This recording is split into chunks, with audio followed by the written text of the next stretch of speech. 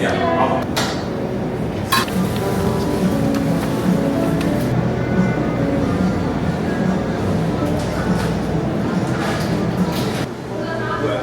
Maybe a 3.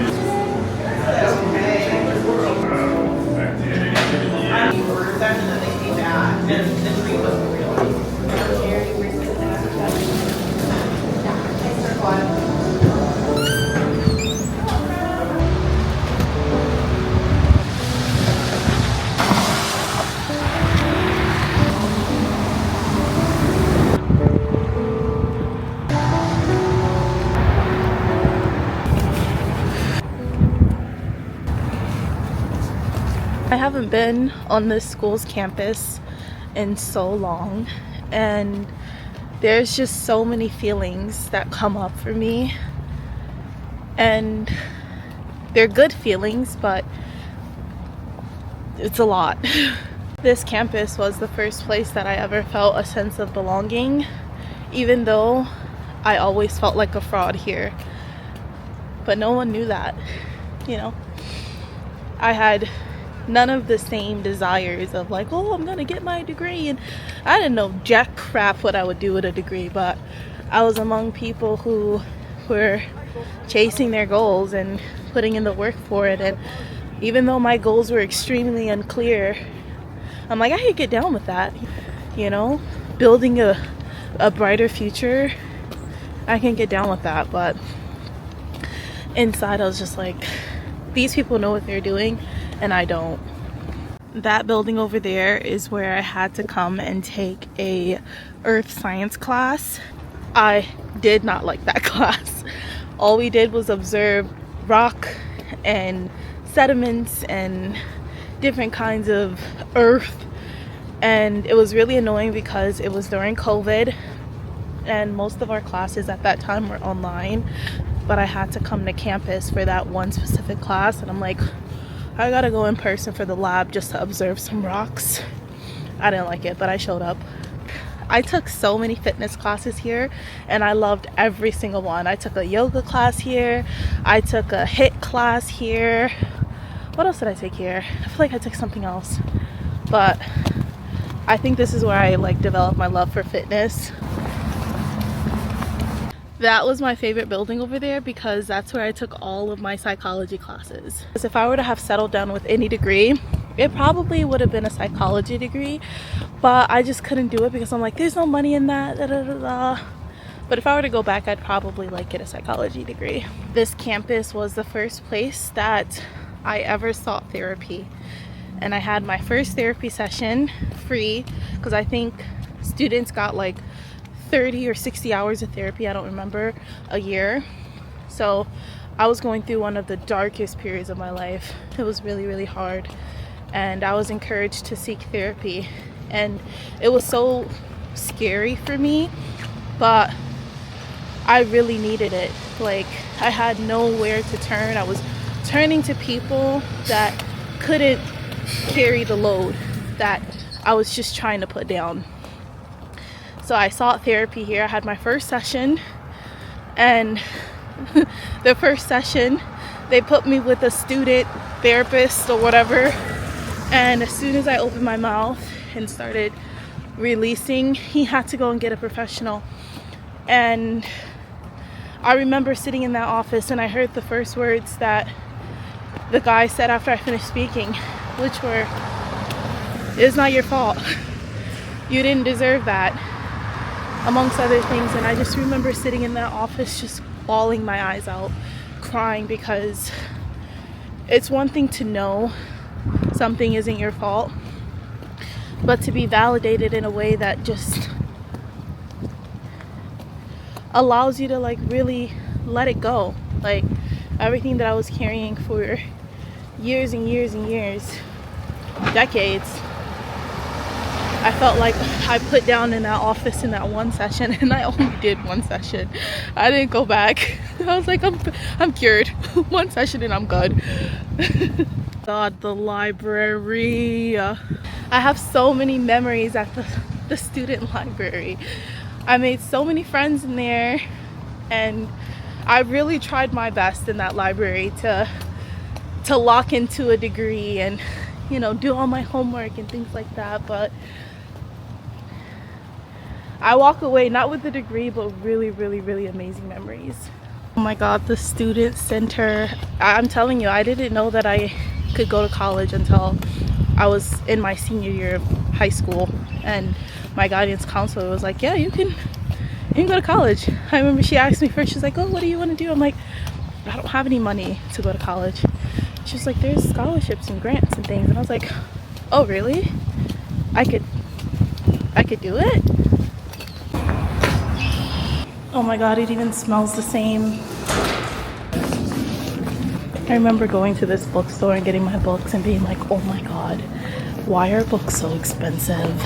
Well, here's the difference. I mean, as a chef, there's who they're lost in. And of course, you got that. As I'm looking at this bulletin board, I feel like I can come back and put up a flyer from Girl We Got You, because this would be a good place to advertise my business, right? Got my first debit card here.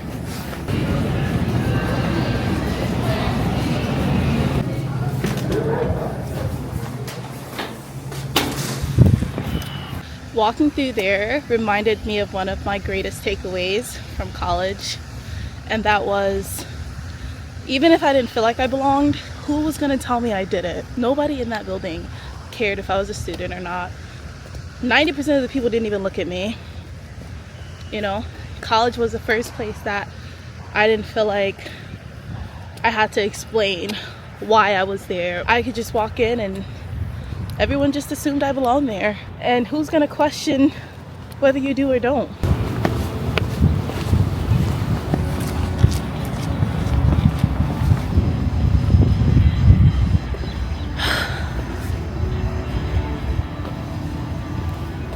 I don't remember this area being here when I was a student. I remember the pond, but I don't remember like this walkway and like middle area. Being here is just so interesting.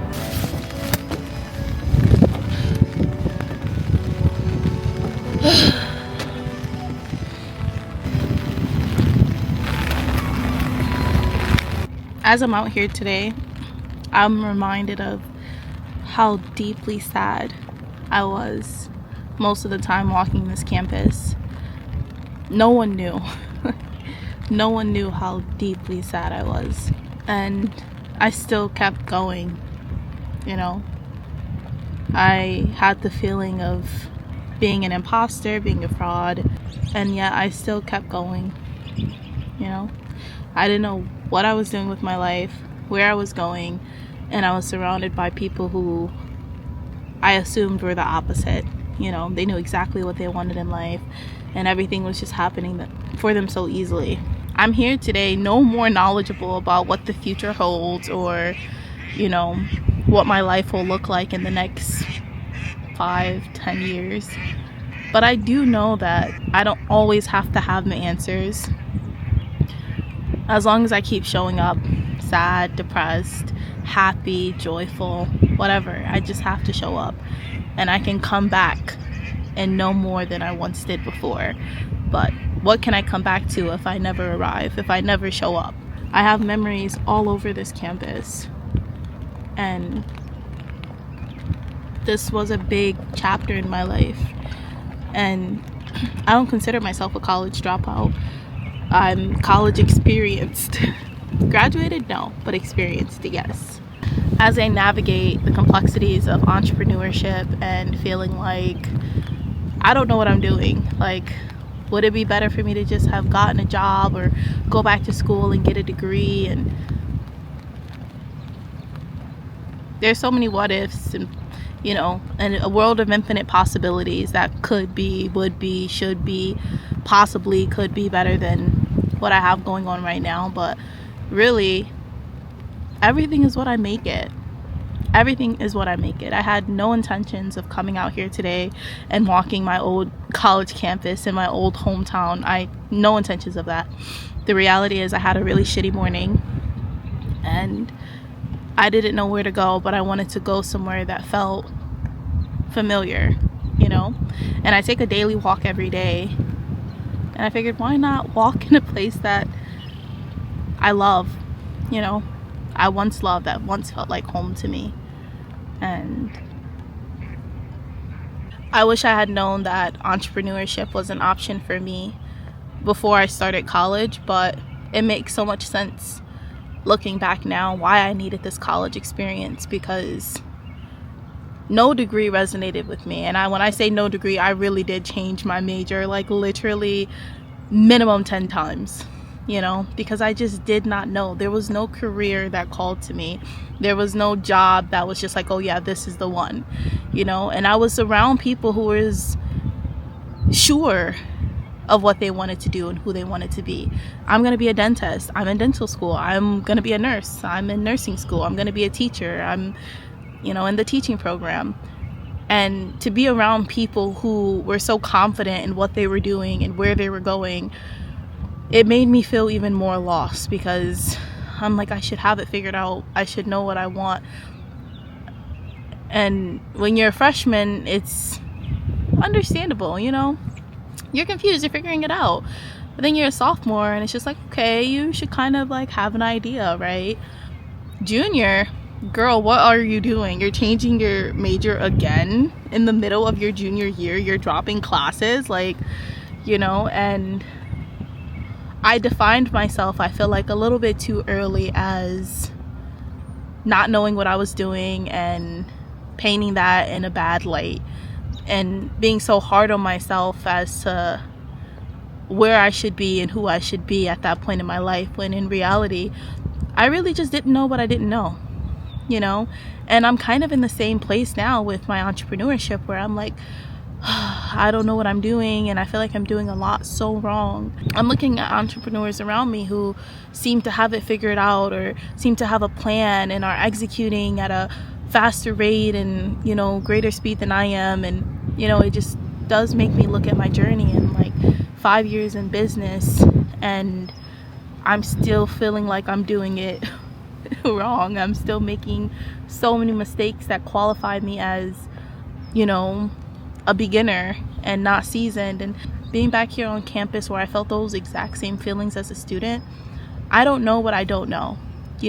I can only work with what I have, and I can only do the best I can with where I'm at and what I have. And I've always done that. This is a reminder to me that I've always done that. And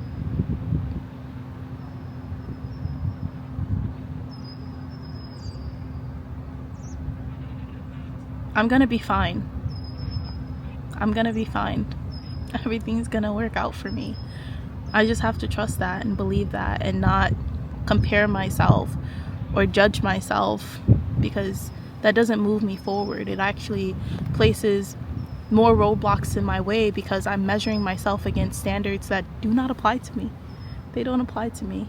And I have to enjoy the journey. I have to enjoy the moment, because being back here, I remember the feeling of just being so sad, and yet still I was still here, because I didn't live on campus. I had to show up. I had to either walk to campus or take the bus, and I did that. And that's how, even if I was here sad and depressed and just so young and uninformed, like I was just so young, my past has reminded me that I was once in a familiar place, where I felt like I was doing everything wrong and making the wrong choices and just not doing it right. And yet everything that I wanted back then I have now. Everything I wanted back then I have now. So what I want now is different, bigger, bolder, yet I'm still filled with those same feelings. But I'm reminded that like, it's gonna work out for me. I'm gonna get everything that I want plus some.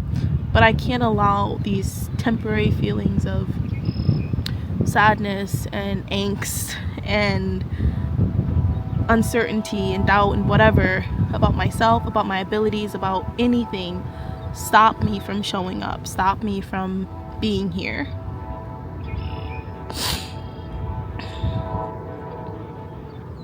And I'm just so grateful, I don't mean to cry, but I think crying's good. It is so cold out here. It is very rainy. I think my time on my meter is running out, so I gotta head back.